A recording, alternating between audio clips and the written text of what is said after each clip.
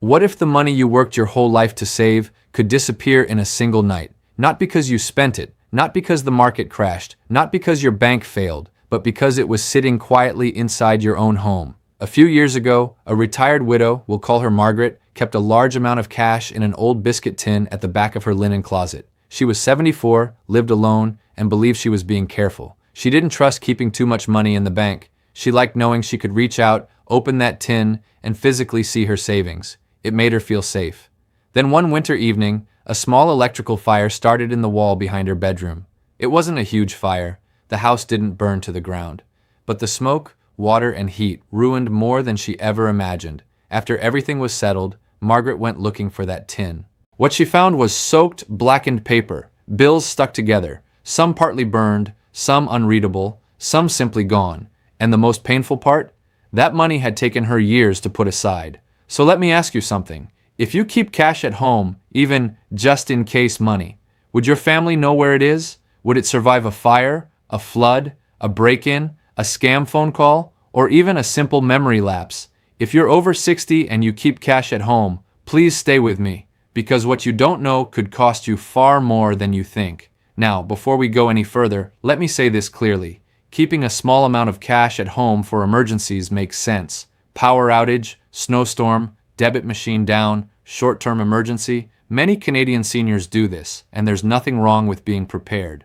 This video is not about fear, it's about protection. It's about making sure your money stays yours. Because for many retirees, cash at home feels comforting. It feels private, it feels simple. No passwords, no lineups, no apps, no confusing financial terms, just money you can touch. And if you grew up in a time when people trusted hard work, paid in cash, and watched every dollar carefully, that feeling makes perfect sense. But here's the problem. The world has changed. The risks around money have changed. Scams have changed. Home insurance rules have changed. Family situations have changed. And even our own memory can change faster than we expect. So today, I want to walk you through the hidden dangers many older Canadians never see coming until it's too late. And as we go, I want you to think honestly. How much cash do I keep at home? Why do I keep it there? Who knows about it? And what would happen to it if something unexpected happened tomorrow? If you've never seriously thought about those questions, you're not alone. But by the end of this video, you'll know exactly what steps to take to protect yourself. Hidden risks. Most seniors don't know. Let's start with the biggest misunderstanding. Many people believe, if something happens, my insurance will cover it. But in Canada, home insurance often places very strict limits on cash coverage. In many cases, it may only cover a very small amount of money compared with what some retirees keep hidden at home. So if you're storing thousands of dollars in a drawer, a shoebox, a freezer, a Bible, a cookie tin, or under the mattress, there's a very real chance most of that money may not be protected. And that leads to risk number 1, theft. Burglars don't always need a dramatic break-in. Sometimes it's a caregiver's friend, a contractor, a visitor, even someone who overhears you mention that you don't trust banks and keep cash in the house. Once people know or suspect that money is hidden at home, you become a target. Risk number 2, fire and smoke damage. Cash burns. It also gets destroyed by heat, smoke, and water used to put out fires. Even a small house fire can ruin hidden money faster than most people realize. Risk number 3, floods and water damage. A basement flood, a burst pipe, a backed up sump pump, a roof leak. If your emergency money is hidden in an envelope, box, or old container, water can destroy it in hours. And some disasters are not fully covered the way people assume they are. Risk number 4, scams. This is where it gets especially painful for seniors. Scammers know older adults may have savings, may answer the phone, and may be trusting. Some pretend to be from the government. Some pretend to be from the bank. Some say your SIN is involved in fraud. Others claim your grandchild is in trouble and needs money immediately. And if you keep a large amount of cash at home, you are far more vulnerable to these pressure tactics because the money is right there, ready to be handed over before a cooler head can step in. Risk number 5, memory issues. This one is rarely discussed, but it matters deeply. A person hides cash somewhere safe, then months later can't remember where, or they move it during cleaning, or they become ill, or they go into hospital, or early memory decline begins so gradually that no one notices. Suddenly, the money isn't just hidden from thieves, it's hidden from the owner too. Risk number 6, inheritance and family conflict. Imagine a senior passes away with cash hidden in several places around the home. Some family members know about it, some don't. Some find envelopes, some claim they never existed. Some believe someone took it before the executor arrived. Now grief becomes suspicion, loss becomes argument, and families can be torn apart over money that was never properly documented. And finally, risk number 7, government benefit complications. Now let's be clear, receiving CPP or OAS does not mean you can't have savings. Of course you can, but large amounts of undocumented cash can create confusion if there are questions later about income, estate records, caregiving decisions, or financial history. If money has no paper trail, it can be harder for families, executors, and professionals to sort things out properly when help is needed. And let me ask you, do you really want the money you spent 40 or 50 years earning to become a mystery at the worst possible time? Let me show you what this looks like in real life. Case Study 1. Margaret and the Biscuit Tin. Remember Margaret from the beginning? Margaret lived in Ontario. She was careful with money all her life. She wasn't reckless. She simply felt more secure keeping cash close by. She had gone through difficult times, and seeing money in front of her gave her peace of mind. Over the years, she tucked away more and more. A little from birthdays, a little from pension deposits she withdrew, a little from grocery savings, a little from tax refunds. She told herself it was for emergencies. But the emergency came in a form she never expected. That bedroom fire didn't just damage walls and furniture, it destroyed her private safety net. Some bills were too damaged to use, others were impossible to count properly. And because that money had been hidden, undocumented, and sitting at home, recovering the loss was a nightmare. What hurt most wasn't only the dollars, it was the feeling, the shock, the regret. The sentence she kept repeating to her daughter, "I thought I was protecting it." Have you ever done something because it felt safe, only to realize later it carried a risk you never saw? Paul and the grandson scam. Now let's talk about Paul, a retired truck driver from Alberta. Paul was proud, independent, and old school. He didn't like online banking. He withdrew cash every month and kept several $1,000s at home. Not because he was rich, because he wanted control. One afternoon, he got a frantic phone call. A young voice said, "Grandpa, please don't tell Mom. I've been in an accident."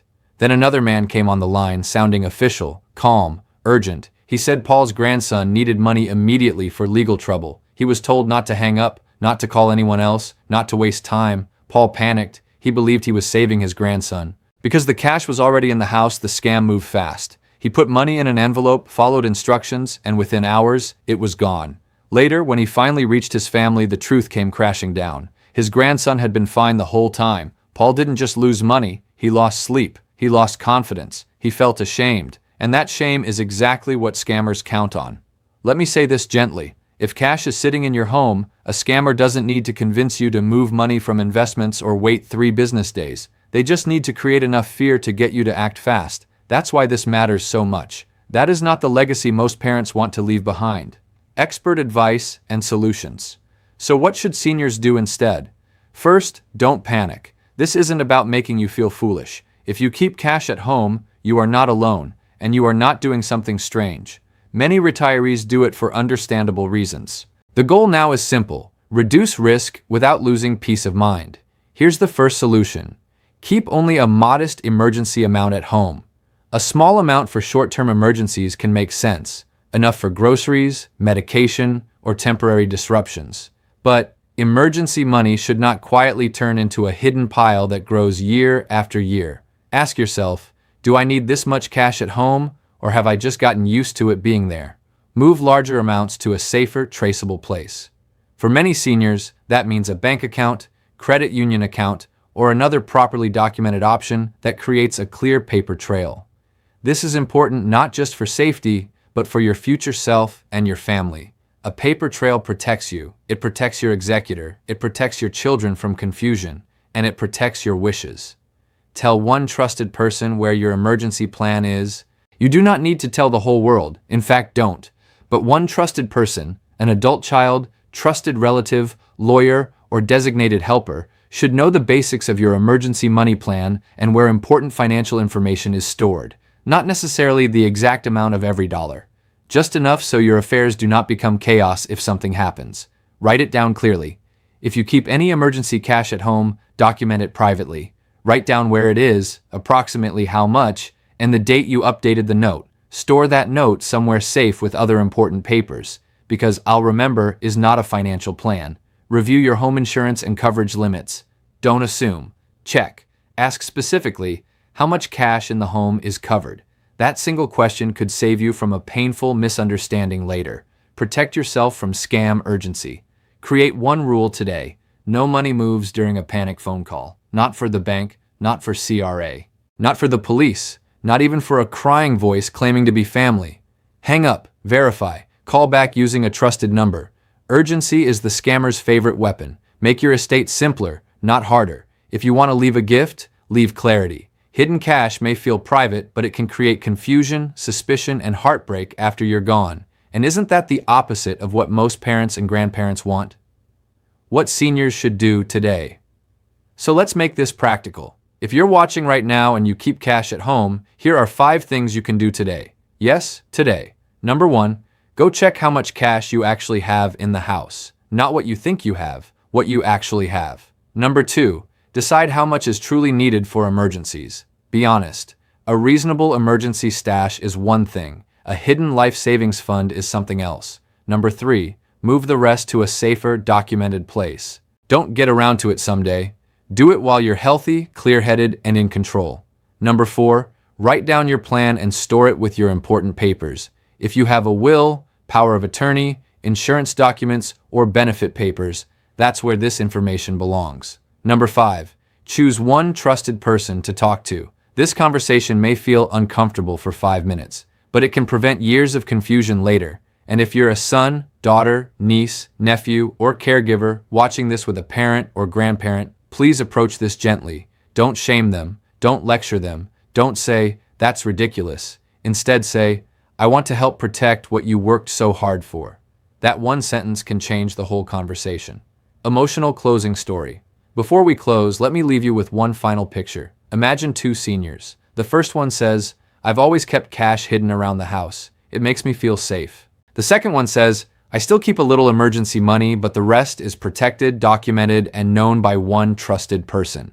Now imagine both face an unexpected emergency. A fire, a hospital stay, a scam call, a sudden move to assisted living, a family member trying to help. Which person is more likely to sleep better? Which person leaves less confusion behind? Which person keeps more control, not less? Real financial safety is not about hiding money better. It's about making sure your money can survive the things life throws at you. And if you're over 60, that matters more than ever. Because this stage of life should be about peace, about dignity, about enjoying the years you worked so hard to reach. Not about losing sleep over an envelope in a drawer. Not about wondering whether cash will survive a flood. Not about fearing what happens if memory changes. And not about leaving your family a puzzle when what you really wanted to leave was love. If this message hit home for you, please don't ignore that feeling. Take action while you can. Protect what you built. Simplify what you leave behind. And give yourself the kind of security that doesn't depend on a hiding place. If you found this helpful, please write "I'm protecting my money" in the comments. I'd love to know you're taking this seriously. And tell me this too. Do you think seniors should keep emergency cash at home, or has the risk become too high? Your comment may help another Canadian retiree who is struggling with the same question right now. If you value simple, clear videos about retirement safety, CPP, OAS, senior benefits, money protection, and living more confidently in retirement, make sure you subscribe and turn on notifications. And please share this video with a parent, spouse, sibling, neighbor, or friend over 60. Because sometimes the most expensive mistake is the one that felt safe for years. Stay safe, stay wise, and I'll see you in the next video.